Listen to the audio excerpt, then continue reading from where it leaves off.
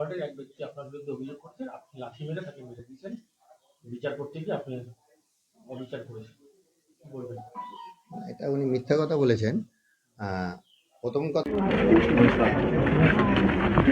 দাদা কাউন্সিলর মারতে পারে এভাবে? যে একটা অত্যন্ত দুঃখজনক ঘটনা উত্তর ব্যারাকপুর পৌরসভার আন্ডারে এখানে হয়েছেন এবং এক ভদ্রলোক তুলসীবাবু অধিকারী, উনি 81 বছর বয়স, উনি মারা গেছে। এই ঘটনা অত্যন্ত নিন্দনীয় এবং মর্মান্তিক। দুজন পরিবারের মধ্যে বাড়ি নিয়ে, বাড়ির সীমানা নিয়ে কিংবা বাড়ি তৈরি করা নিয়ে আমি যতদূর জানতে পেরেছি একটা বড় সমস্যা ছিল এবং সেখানে পৌরসভাকে একটা আবেদন করা হয়েছিল যে আমাদের এখানে পাশে একটা ইলিগাল কনস্ট্রাকশন হচ্ছে। পৌরসভা সেই অনুযায়ী নোটিশও পাঠিয়েছিল এবং সেই নোটিশ পাঠানোর পরে সেই নোটিশ পাঠানোকে কেন্দ্র করে যিনি স্থানীয় কাউন্সিলর আমাদের এখানকার, আমাদের দলের রবীন ভট্টাচার্য, তার সাথে এই পরিবারের প্রথমে ছেলে, পরবর্তীকালে তুলসীবাবুর সাথে তর্ক বিতর্ক এবং এসব হয় এবং ওনাদের কথা অনুযায়ী ছেলে আমাকে যা বলল তাতে ওনার বাবাকে আমার কাউন্সিলর চরম অপমানিত করেন এবং দুজনের মধ্যে চরম তর্কাতর্কি বাগবিতণ্ডা হয়। পরবর্তীকালে সেই বাগবিতণ্ডাকে কেন্দ্র করে ভদ্রলোক, আমি যতদূর শুনেছি, হার্টফেল করে মারা যান।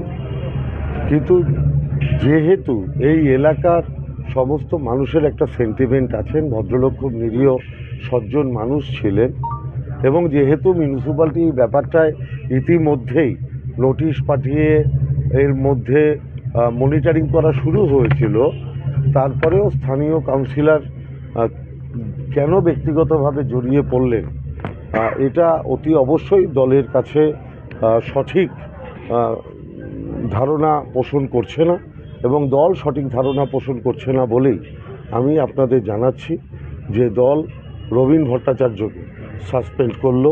আমি এই মুহূর্ত থেকে এই কথা আপনাদের বলে গেলাম।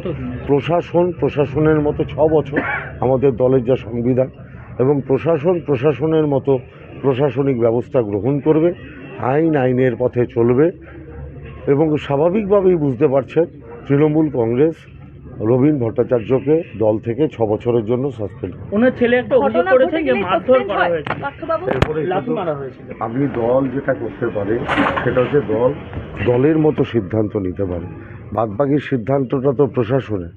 কেউ কাউকে মারলে, কেউ কাউকে অ্যাসাল্ট করলে, কেউ কাউকে অন্য কিছু করলে সেটা সিদ্ধান্ত নেয় পুলিশ প্রশাসন। আর দলগতভাবে আমরা যেটা নিতে পারি যে দল যে এই ধরনের কোনো ঘটনাকে প্রশ্রয় দেয় না, মমতা বন্দ্যোপাধ্যায় যে মানুষের সেন্টিমেন্টকেই সর্বাধিক গুরুত্ব দেন এবং যে গুরুত্বের কথা মনে করেই তিনি সুপ্রিম কোর্টে গিয়ে মানুষের হয়ে সওয়াল করেছেন, মানুষের কাছেই তিনি বলেন আমার মাথা নত করে দাও হে প্রভু তোমার চরণ তলে, তাকে মান্যতা দিই, মানুষকে সম্মান জানিয়ে আমরা রবীন ভট্টাচার্যকে 6 বছরের জন্য দল থেকে সাসপেন্ড করেছি। ঘটনা ঘটে গেলে কেন ব্যক্তিগতভাবে জড়িয়ে পড়লেন এটা অতি অবশ্যই দলের কাছে সঠিক ধারণা পোষণ করছে না এবং দল সঠিক ধারণা পোষণ করছে না বলেই আমি আপনাদের জানাচ্ছি যে দল রবীন ভট্টাচার্যকে সাসপেন্ড করলো। আমি এই মুহূর্ত থেকে এই কথা আপনাদের বলে গেলাম।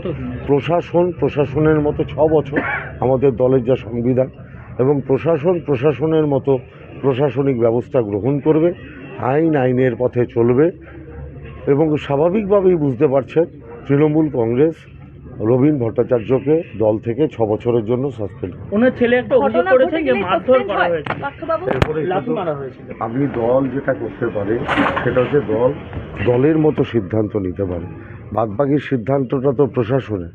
কেউ কাউকে মারলে, কেউ কাউকে অ্যাসাল্ট করলে, কেউ কাউকে অন্য কিছু করলে সেটা সিদ্ধান্ত নেয় পুলিশ প্রশাসন। আর দলগতভাবে আমরা যেটা নিতে পারি যে দল যে এই ধরনের কোনো ঘটনাকে প্রশ্রয় দেয় না, মমতা বন্দ্যোপাধ্যায় যে মানুষের সেন্টিমেন্টকেই সর্বাধিক গুরুত্ব দেন এবং যে গুরুত্বের কথা মনে করেই তিনি সুপ্রিম কোর্টে গিয়ে মানুষের হয়ে সওয়াল করেছেন, মানুষের কাছেই তিনি বলেন আমার মাথা নত করে দাও হে প্রভু তোমার চরণ তলে, তাকে মান্যতা দিয়েই মানুষকে সম্মান জানিয়ে আমরা রবীন ভট্টাচার্যকে 6 বছরের জন্য দল থেকে সাসপেন্ড করেছি। ঘটনা ঘটে গেলেই সাসপেন্ড